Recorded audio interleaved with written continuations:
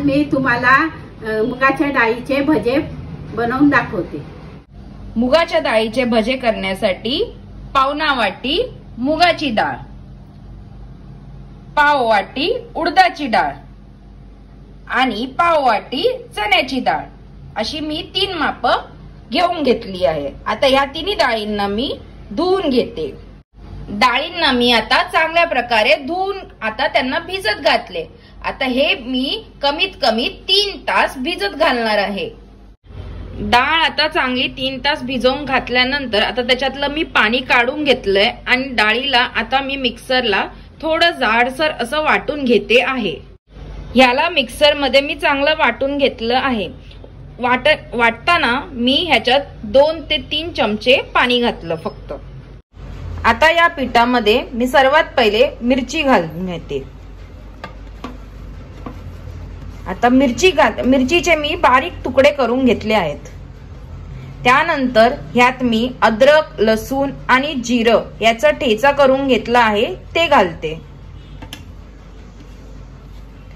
त्यानंतर मी ह्यात कोथिंबीर घालते आणि या सर्वांना एकत्र करून घेते। ह्या सगळ्यांना मी एकत्र मिक्स करून घेते आणि मिक्स करून झाल्यावर मी तेल गरम करायला ठेवते। अशाच पद्धतीने तुम्ही पण हे सगळं मिक्स करून घेत जा। यात मी चवीप्रमाणे मीठ घालून घेते। तुम्ही पण तुमच्या चवीनुसार मीठ घालून घ्या आणि थोडीशी हळद टाकून घेते। आता या सर्वांना मी एकत्र करून घेते आणि मग तेल तापवून झाल्यावर तुम्हाला सांगते। आता तेल चांगलं सळसळून गरम झालं आहे। हे मी गॅस फास्ट वर ठेवला होता तेल गरम करताना। आता मी गॅस स्लो वर करते आणि हळूहळू करून एक एक भजे सोडत जाते।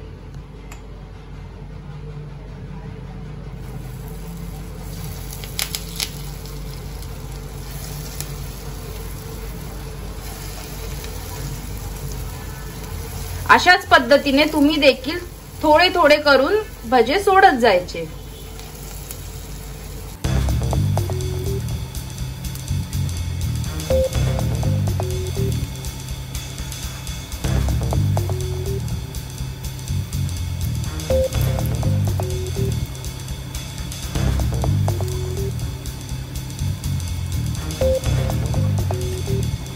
एका साइडनी ह्यांना कमीत कमी 4 ते 5 मिनिटापर्यंत चांगलं लाल होऊ द्यायचं। त्यानंतर त्यांना दुसऱ्या साइडनी शेकायचं।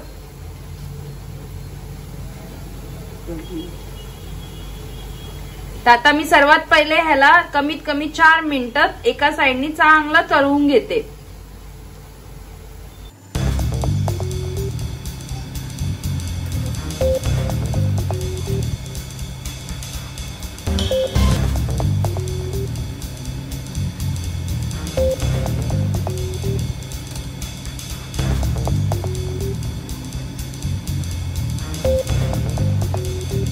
आता एका साइडनी चांगले हे लाल झाले आहेत। आता मी ह्यांना पलटी मारून घेते, दुसऱ्या साइडनी चांगली तळून घेते।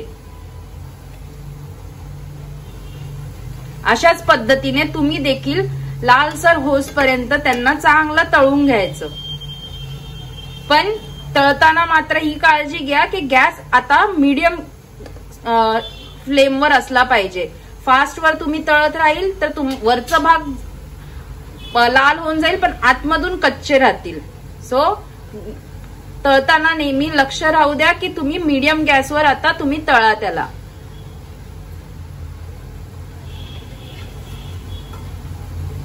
आता हे भजे चांगले तळून झालेले आहे। आता मी ह्यांना काढून घेते। अशाच पद्धतीने मी सर्व भजे एकामागे एक तळून घेते आणि मग तुम्हाला दाखवते। मुगाच्या डाळीचे हे भजे चांगले कुरकुरीत असे झाले आहेत। ह्यांना तुम्ही केचप बरोबर पण खाऊ शकता किंवा असेही हिरव्या चटणी सोबत सुद्धा खाल्लं तरी चालेल। ही रेसिपी तुम्ही पण करून बघा, आवडली तर कमेंट करा, लाईक करा, शेअर करा, सबस्क्राइब करा। Bye bye.